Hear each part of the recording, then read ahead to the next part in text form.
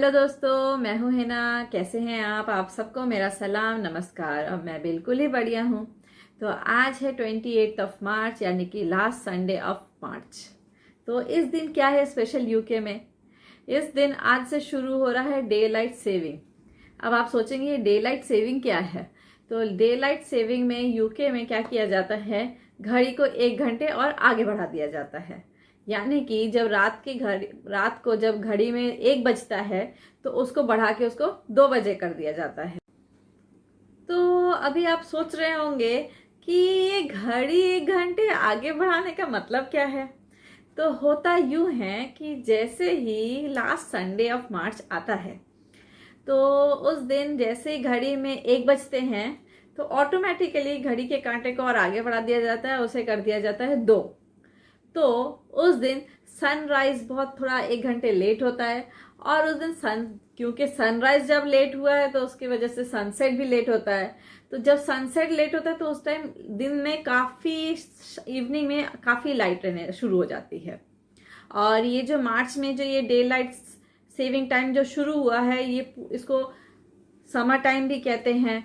तो इसकी वजह से शाम बहुत सुहाना हो जाता है। शाम में बहुत ज़्यादा लाइट रहती है, लोग उस टाइम में इंजॉय कर सकते हैं, पूरे दिन का फ़ायदा उठा सकते हैं।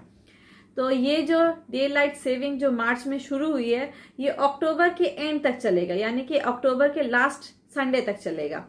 उसके बाद हो जाएगा डे लाइट सेविंग एंड, यानी कि तब हो जाएगा विंटर टाइम। तो विंटर टाइम में क्या किया जाता है, जैसे जब लास्ट अक्टूबर के संडे जब आता है तो जैसे ही उस टाइम जब घड़ी में 2 बजते हैं तो उसको फिर वापस 1 घंटे पीछे करके उसको फिर से घड़ी में 1 बजा दिया जाता है।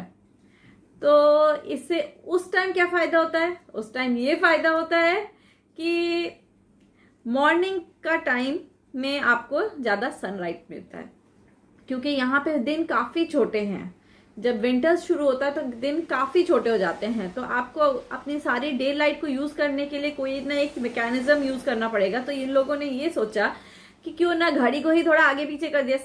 सूरज तो अपने टाइम में उगेगा, अपने टाइम में सनसेट होगा, लेकिन अपनी ही घड़ी को उसके हिसाब से सेट कर दिया जाए कि उसकी लाइट को ज्यादा यूज किया जाए।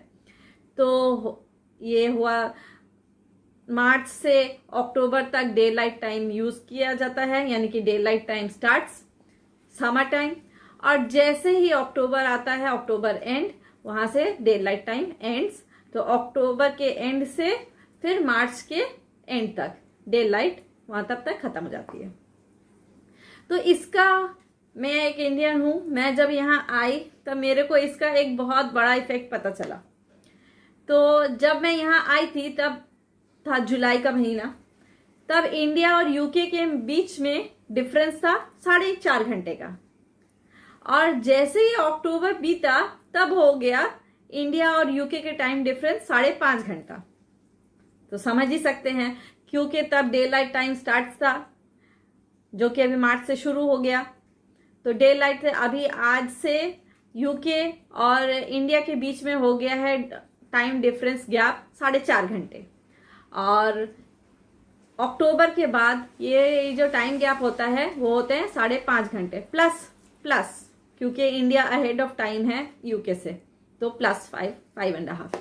तो आप ये सोच रहे होंगे कि मैंने आज इतना आपको क्यों इतना सब ज्ञान दे दिया।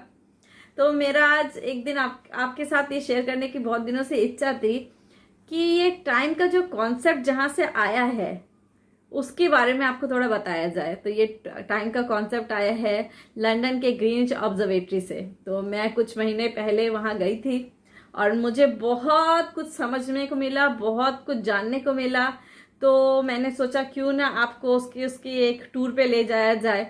तो थोड़ी देर में चलते हैं टूर पे। और मैं आपको ये बताऊं कि यूके में ये जो टाइम चेंज करने का जो सिलसिला है, ये करीबन 106 सालों से चल रहा है और लोग उसी तरह से एडजस्ट भी हो गए हैं।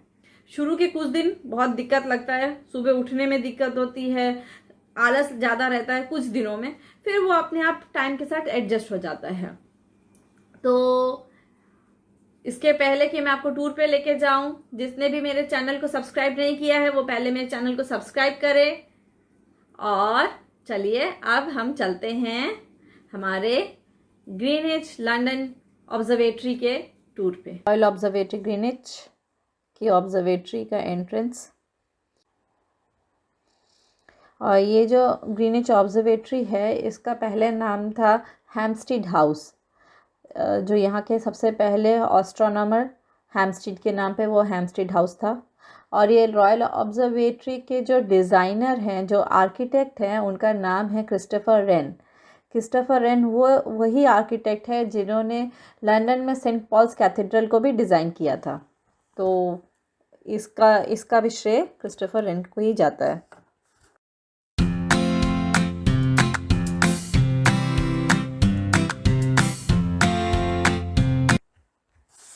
ये देखिए, ये एक टेलीस्कोप है, हैम्पस्टीड टेलीस्कोप, बड़ा सा टेलीस्कोप।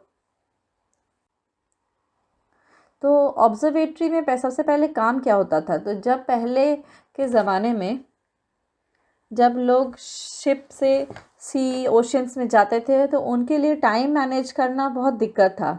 टाइम क्या हो रहा है लैंड के साथ, लैंड में क्या टाइम हो रहा है, शिप में क्या टाइम हो रहा है, वो टाइम मैनेजमेंट, वो क्या कॉन्सेप्ट होगा जिससे कोई एक्सीडेंट ना हो, कुछ सब पता चले, तो उसको लेकर बहुत बड़ी एक चिंता रहती थी। और उसके वजह से बहुत एक्सीडेंट्स भी होते थे क्योंकि टाइम नहीं होने की वजह से। तो लंदन में उस टाइम एक रिवॉर्ड दिया गया था कि जो इस प्रॉब्लम का सॉल्यूशन लेकर आएगा उसको बहुत बड़ा एक इनाम दिया जाएगा। और हैम्पस्टीड हाउस में तब इसको लेकर काम भी चल रहा था, लेकिन कुछ उतना फ्रूटफुल नहीं था जब तक कि एक नए एस्ट्रोनॉमर जिनका नाम है हैरिसन, वो सीन में नहीं आए थे। वो कहीं और अपना काम कर रहे थे, लेकिन जैसे ही वो हैरिसन, जब वो अपना एक प्रोटोटाइप, वर्ल्ड का फर्स्ट क्लॉक का प्रोटोटाइप वो लेकर लंदन आए, तो सब देख के अचंभा में रह गए कि ये क्या चीज़ उन्होंने बनाया है। तो पहला प्रोटोटाइप उन्होंने जो बताया उसकी वजह से उन्हें बहुत सारा रिवॉर्ड मिला, क्योंकि उसने उस प्रॉब्लम को सॉल्व किया कि शिप में या ओशन में जो सेलर्स हैं उनको किस टाइम में निकलना चाहिए, क्या टाइम हो रहा है लैंड पे, उसके ऊपर उन्होंने बहुत अपने उस क्रोनोमीटर में डिटेल में काम किया था। उसके कुछ डिफेक्ट्स भी थे, लेकिन जो उन्होंने अपने नेक्स्ट डिवाइस यानी कि हैरिसन क्लॉक 2 में काफ़ी सुधार किया। लेकिन उनका सबसे बड़ा ब्रेक थ्रू जो उन्होंने किया वो है हैरिसन क्रोनोमीटर टाइप 4। और वो क्रोनोमीटर अभी भी रॉयल ऑब्जर्वेटरी में अभी भी रखा हुआ है, एकदम सही सलामत। आप देखिए,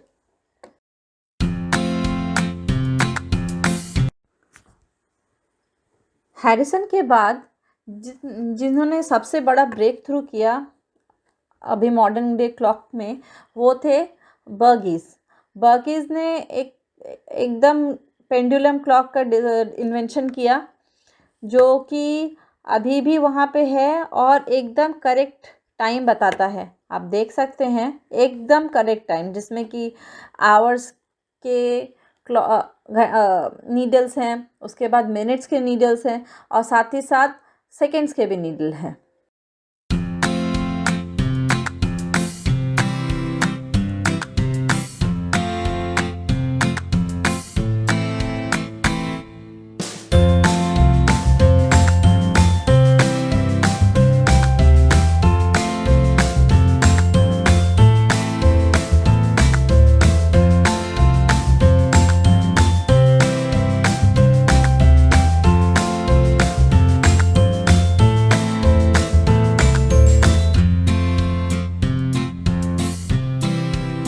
रॉयल ऑब्जर्वेटरी के सबसे पहले एस्ट्रोनॉमर थे मिस्टर हैम्पस्टीड।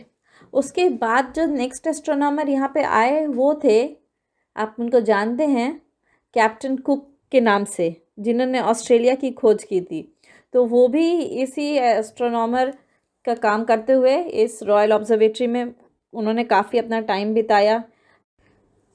जिस चीज़ के लिए रॉयल ऑब्जर्वेटरी इतना जाना जाता है, जो हमने अपने हिस्ट्री बुक्स में पढ़ा है, जियोग्राफी बुक्स में पढ़ा है, वो है वर्ल्ड प्राइम मेरिडियन। तो वो भी इसी ऑब्जर्वेटरी के पीछे ही है। और ये देखिए, आप देख सकते हैं ये जो एक लंबी सी एक लाइन है, यही प्राइम मेरिडियन है, the prime meridian of the world. इस प्राइम मेरिडियन ने ही पूरे वर्ल्ड को अपना टाइम बता दिया है।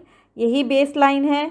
मैंने बताया इंडिया इसके ईस्ट में है, तो वो हमेशा +5:30 आवर्स या +4:30 आवर्स यूज़ करती है, और यूएस जो इसके वेस्ट में है वो इसके माइनस साइन का यूज़ करते हैं। तो आप देख भी सकते हैं। मुझे बहुत इच्छा थी इस जगह को आने की और इस जगह में एक्सप्लोर करने की, तो मेरी तो दिल की तमन्ना ही पूरी हो गई ये प्राइम मेरिडियन देख के।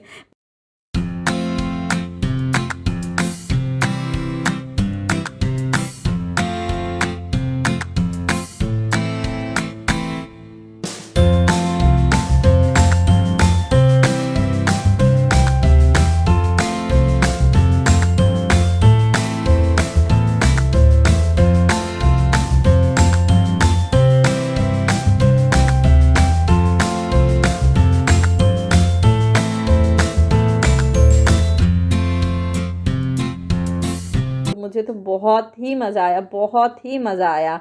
मज़ा से ज़्यादा बहुत कुछ मैंने यहाँ से जाना, जो शायद मैंने अपनी हिस्ट्री बुक्स में भी नहीं पढ़ा था, उससे ज़्यादा मैंने यहाँ आके जाना, समझा। उम्मीद है आपको भी बहुत ही अच्छा लगेगा मेरा ये रॉयल ऑब्जर्वेटरी का टूर। अगर अच्छा लगे तो प्लीज़ मेरे इस वीडियो को लाइक कमेंट ज़रूर कीजिएगा। आप अपना ख्याल रखिए। ओके, बाय, थैंक यू, धन्यवाद।